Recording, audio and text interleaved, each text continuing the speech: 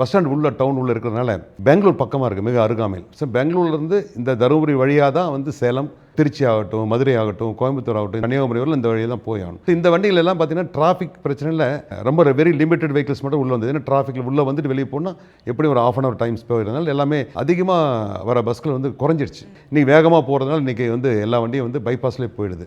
So இதனால் வந்து முதல்ல ஒரு மோர் தென் 15 இயர்ஸாக பஸ் ஸ்டாண்டு வந்து எங்களுக்கு தனியாக பேருந்து நிலையம் வேணும்னு சொல்லி நாங்கள் எல்லாமே வந்து பப்ளிக்கில் ரெக்வஸ்ட் வச்சுட்டே இருந்தாங்க. வச்சுட்டு இருக்கும்போது அவங்க வந்து இடம் பார்த்தாங்க. ஒரு இந்த பஸ் நிலையம் அமைக்கக்கூடிய இடங்கள் வந்து சரியாக இல்லை. ஒன்று வெகு தொலைவில் இருக்குது, இல்லைனா அதோட அப்ரோச் ரோடு இல்லாமல் இருக்குது. ஸோ இது வந்து ஒரு ஒதுக்கப்பட்ட இடமா போகுது. அப்படி இருந்தாலும் கவர்மெண்ட்டோட இடமா இருக்கணும் இல்லையா?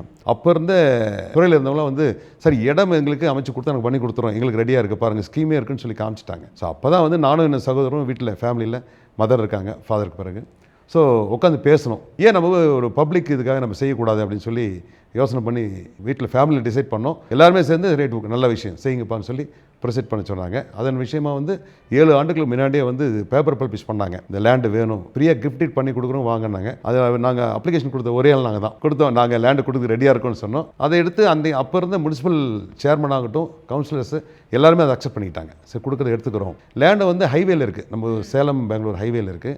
ஸோ அதனால் வந்து கண்டிப்பாக எல்லா பஸ்ஸும் அதில் இந்த இடத்துல வந்து போகும், அரசும் எடுத்துக்கிட்டாங்க. அதன் பிறகு ப்ராசஸ் இந்த பிபிபி பப்ளிக் ப்ரைவேட் பார்ட்னர்ஷிப் அப்படின்ற ஒரு இதில் கொண்டு வந்தாங்க. அந்த கான்செப்டில் 7 இந்த மாதிரி பேருந்து நிலையங்கள் வந்து அது மாதிரி கொண்டு வந்தாங்க. டெண்டர் விட்டதில் தருமபுரி மட்டும்தான் டெண்டர் கன்ஃபார்ம் ஆச்சு. அதை நாங்களும் பிவிகே கன்ஸ்ட்ரக்ஷன் சேர்ந்து எடுத்துருக்கிறோம். எடுத்து அதில் வந்து 39 கோடி ரூபா இன்வெஸ்ட்மெண்ட் இருக்குது.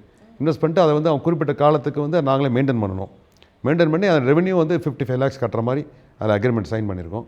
ஸோ எவ்ரி இயர் 55 lakhs வந்து முனிசிபல் கொடுத்துடணும். அது மாதிரி ஒரு இதில் வந்து ஒரு மெத்தடில் பண்ணியிருக்கோம்.